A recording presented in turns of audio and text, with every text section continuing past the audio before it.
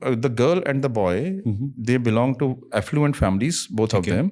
The girl and the boy, before the marriage, they belong to advanced culture. People start meeting before marriage, although it was arranged, but उनका courtship period लंबा था, so they started meeting, they started sleeping together, right? So अब एक दिन ऐसा आया कि this boy said to the girl, उसने बोला कि मुझे तुम्हारे बारे में कहीं से लेटर्स आ रहे हैं. Somebody is posting letters in my letter box, और उसमें लेटर्स में लिखा होता है this girl is not of a good character. इसका इस पर्सन के साथ भी रिलेशनशिप था, इसका इस पर्सन के साथ भी रिलेशनशिप था, इसका इस पर्सन के साथ भी रिलेशनशिप था, और वो लेटर्स मेरे लेटर बॉक्स में आ जाते हैं. तो वो लेटर्स उसको पढ़वाता भी था कि देखो ये लेटर्स लिखे हुए. ठीक है. सो अब शी गॉट पर्टर्ब्ड कि ये कौन है. She was madly in love with the boy. ठीक है. सो लेकिन अब वो सोचते हैं कि मेरे बारे में इन्फॉर्मेशन कौन पास ऑन कर रहा है इसको. शो करे उसके लेटर शो करे और वो लेटर्स दे भी दिए उसको. What is the reaction? She got perturbed, और उसमें जो इन्फॉर्मेशन थी दैट वाज जेन्युइन. अच्छा, कि ऐसा था. वो लोग उसकी लाइफ में थे. वो मानती है. But someone knows it. अब वो समवन है कौन. ठीक है, जो उसको लेटर्स पहुंचा रहा है. तो she came to us to investigate कि वो लेटर्स को पहुंचा कौन रहा है. हमने उस केस के ऊपर इन्वेस्टिगेशन शुरू करी. हमने जिन लोगों के नाम उसे मेंशन थे, जितने भी उसके एक्स बॉयफ्रेंड्स रहे, बिकॉज हमने सोचा कोई जिल्टेड लवर ना हो, कोई ऐसा पर्सन ना हो उस जो he is jealous of this girl. हमने लिस्ट ऑफ पीपल बनाई सारी जो भी उससे जेलस हो सकते हैं, जो उसके एक्स बॉयफ्रेंड्स है, एक्स लवर्स थे, हर किसी की एक लिस्ट बनाई हमने जिसके ऊपर भी उसको सस्पिशन हो सकता है. हर पर्सन को हमने चेक किया. अच्छा, एक बड़ा यूनिक वे था इस लेटर को आने का. ये लेटर जो आता था ना, किसी पोस्ट से नहीं आता था, किसी कोरियर कंपनी से नहीं आता था, ये कोई हैंड डिलीवर करता था, आके पोस्ट बॉक्स में डाल के जाता था उसके. पोस्ट बॉक्स आज के टाइम पे कहाँ पे होता है? इट वॉज अ केस, उस post box in the sense कि जो घर में लेटर के लिए वो बने होते हैं ना, या समथिंग, तो उसमें डाल के चले जाता था, उसको वहां से मिलता. This is what he said.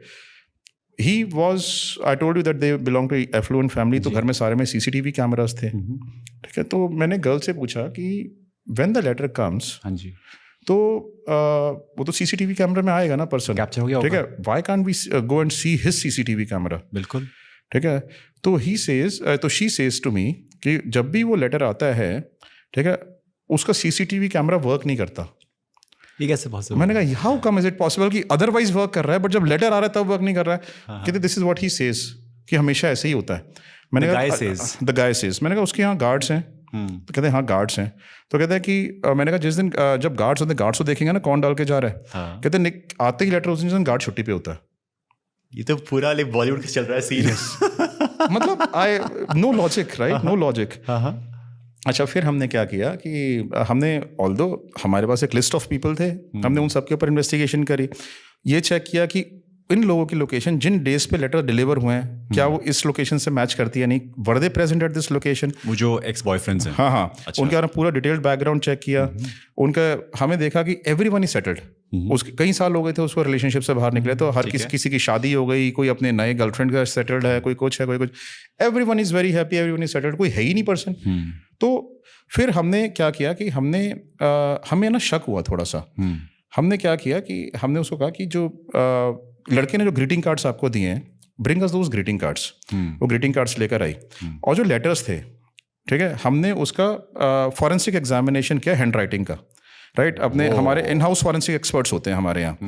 तो हमारे जो इन हाउस फॉरेंसिक एक्सपर्ट की रिपोर्ट थी वो ये थी कि दोनों की हैंड राइटिंग मैच कर गई. हैंड राइटिंग मैच कैसे कर गई कि ये वाला जो लेटर था जो अपने आप को लिखता था, he used to write it down from his left hand, और ये राइट हैंड से लिखता था. वैसे राइट हैंडर था, बट लेटर्स ये वाले लेफ्ट हैंड से लिखता था. बट जो आपका फ्लो होता है, अगर आप लेफ्ट हैंड से भी लिखते हो, तो जो आपके कैरेक्टर्स होते हैं FABCD, आप जिस तरीके से राइट हैंड से लिखते हो ना, उसी तरीके से आप लेफ्ट हैंड से लिखते हो. Right. So that got matched. फिर हमारे को फिर वी गॉट हमें कंफर्म हो गया, हमारा डाउट क्लियर हो गया कि this boy is posting itself these letters himself. अब पोस्ट तो कर रहा है, बट उसको इन्फॉर्मेशन कैसे मिली? ठीक है. नाउ फिर हमने उसका फॉरेंसिक एनालिसिस किया. राइट. उसके इन्फॉर्मेशन टू सॉरी, जो इन्फॉर्मेशन थी जो लेटर्स में लिख के आती थी, इस लड़के को पता कैसे चला? अपने आप को लेटर पोस्ट कर रहा है ना, तो पता कैसे चला इसको इन्फॉर्मेशन जो अपने आप को पोस्ट कर रहा है?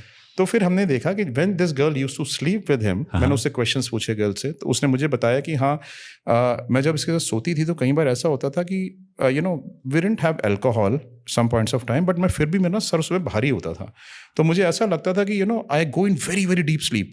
तो और जब मैं सुबह उठती थी तो जहाँ पे मेरा मोबाइल फोन था वहाँ पे नहीं मिलता था, ठीक है। सो वो क्या करता था, सीक्रेटली उसके फ़ोन से जब वो सो रही होती थी उसको स्लीपिंग पिल्स लेकर सुला जाता था और रात को उसके फ़ोन का सारा डेटा डाउनलोड कर लेता था और फॉरेंसिकली उसे पासवर्ड मालूम था, तो उसके पास बॉयफ्रेंड से जिनसे चैट्स हुई हैं सब कुछ, सबका डेटा डाउनलोड किया हुआ था।